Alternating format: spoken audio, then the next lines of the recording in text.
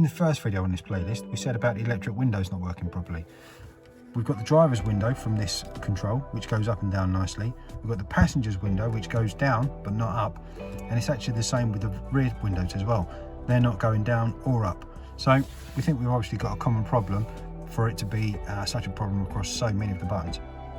I'm happy that it might either be the buttons or the cabling and not the motors, because, for example, if I come over to the passenger side, we know that when we put it down, the window works. And when we stop, we pull the window up and it goes back up again. Here's the drivers. Down and then up. In the rear, we've got the same. It goes down nicely and then goes up again. We can go down and up. So we know the electric motors are working in all 4 windows. Before we start taking the loom apart though, let's have a look, see if we can remove the switch panel and diagnose and just check all the connections on the switches to make sure that the switches are actually working properly. So I did actually remove this panel once already a year or so ago, maybe a bit longer than that, just to see if I could fix it then, but I wasn't too fussed with it then, but now it's really getting to me, so we want it to work properly, and I want to be able to show you, because quite a few of you have asked out there how to fix it or to try and make the video so that we can see exactly what the issue is. So we'll give it another go and let's get this off.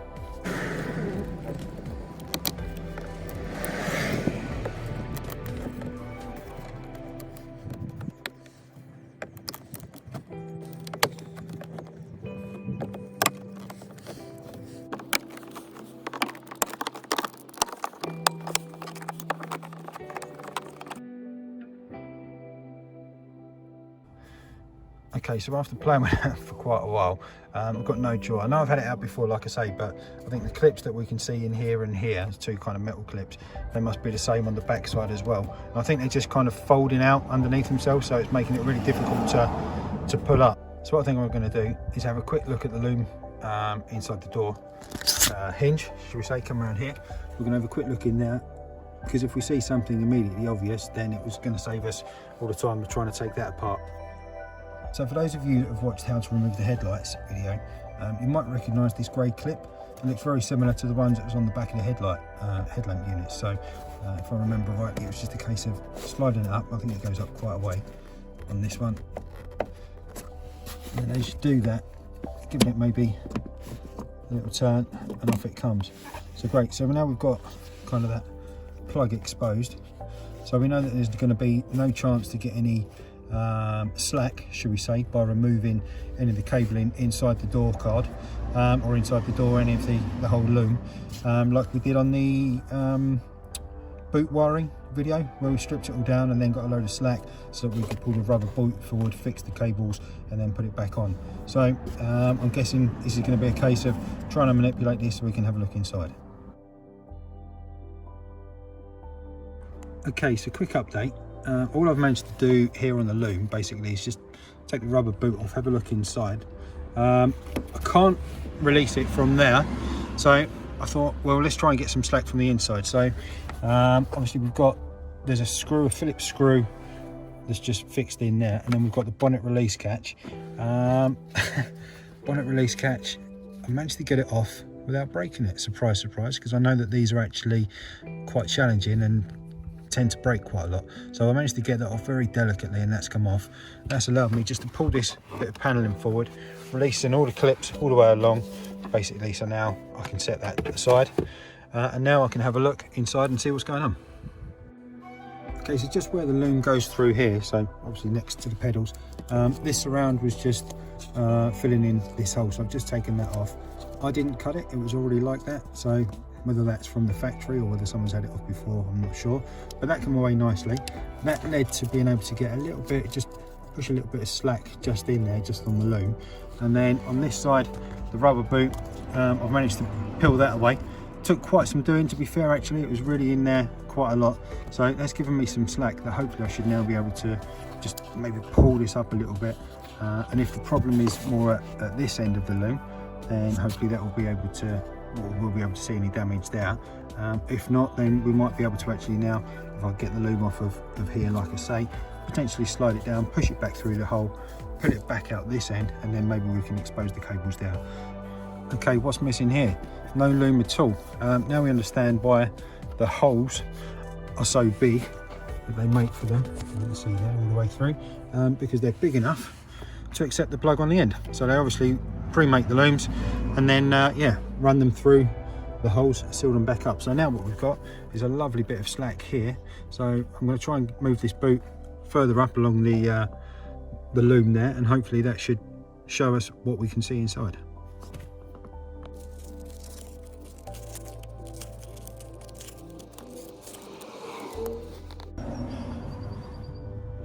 Okay, looking through, there's nothing immediately obvious, but what I have seen just on this black one, which I'm guessing is one of the main grounds into the door as well, you can see, I don't know if I zoom in a little bit there, maybe, can I zoom in?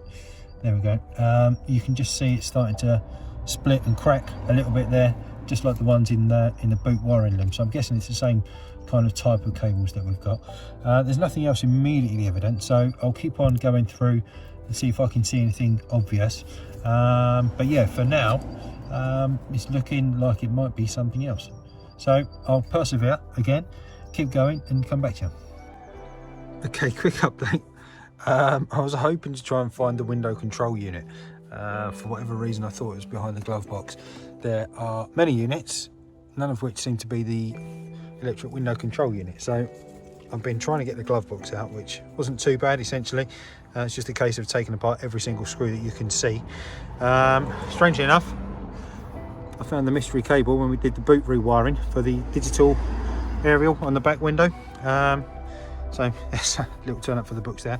But yeah, having taken all that apart, we are not able to identify, or I can't find, you might be able to tell me, where the electric window control unit is.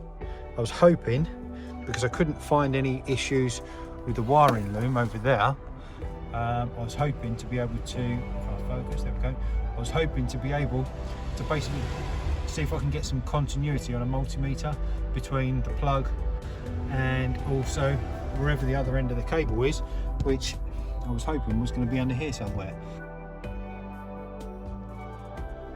Okay, so without being able to identify the electric window control unit, I'm assuming of course that it has one.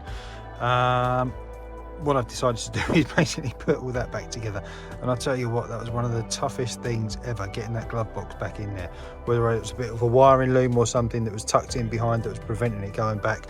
But I'm not going to do that again in a hurry, I'll tell you. So next update, I've been back through this wiring loom, seeing if I can find just a cable or a couple of cables that just feel like they're loose, just feel like they've got a crack in them somewhere, just feel like they're split. I've not been able to find anything, so for the time being, I think until I'm able to identify exactly where the other end of these cables go to, and I can get a multimeter on them and test for continuity from pin to pin, I'm not going to be able to do much. So I'm going to try and get all this back together. So the cable loom is back in now, and we're back in, plugged on, the boot's on, that little gasket is back on now.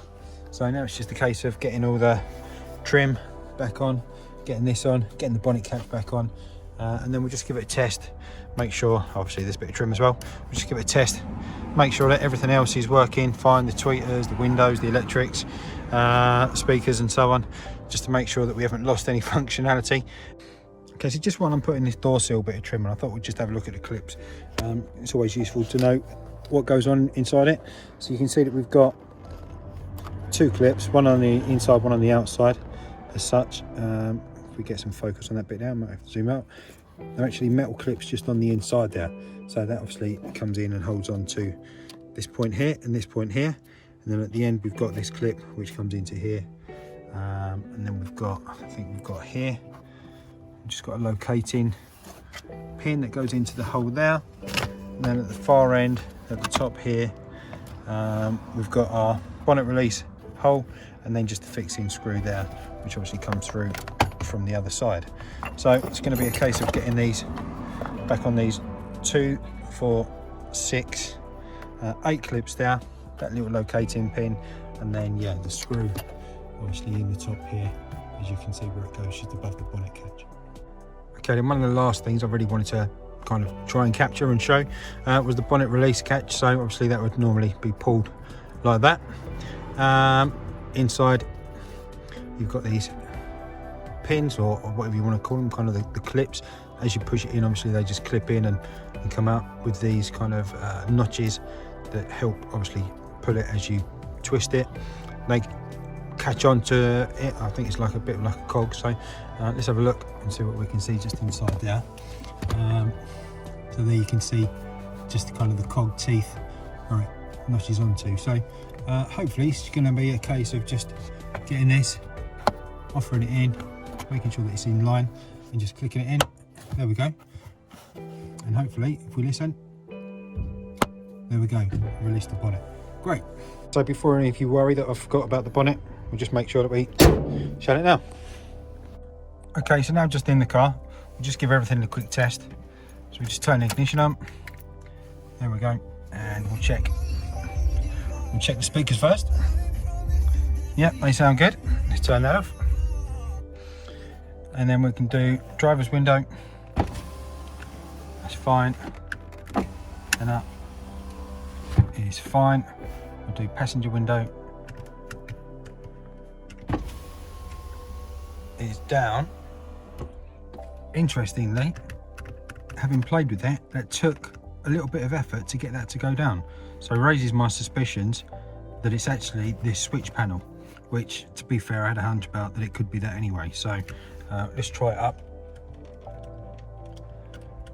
No, nothing there. But on the other one, from here, still works perfectly fine. We'll try the rears. Nothing there. Nothing there. You can hear the relay trying to pull it up, but nothing there. Mirrors. Might be able to hear it more than you can see it, but that's fine. And then over the other side. So that's fine as well. Okay, so unfortunately, we've not been able to resolve it today. But yeah, so hopefully that's been useful to someone, if nothing more than just obviously to see how it all comes apart and goes back together. So whether it's the panels down here, the clips on it, the bonnet catch there, obviously how that goes together, the clips that are included on it, as well as the glove box, the digital aerial cable that was there, and taking that apart and putting it all back together. You never know, it might be useful for something. But for now, that's it. Like I say, I'll go online and see if I can do a bit more research and find out what's going on. But if you've enjoyed it, at least for now, please do hit subscribe coming up here now. It really means a lot to me, like I say. Every time that someone subscribes, it knows I know that you're watching. So for now, thanks for watching, thanks for your time, really appreciate it, and see you on the next one. Cheers.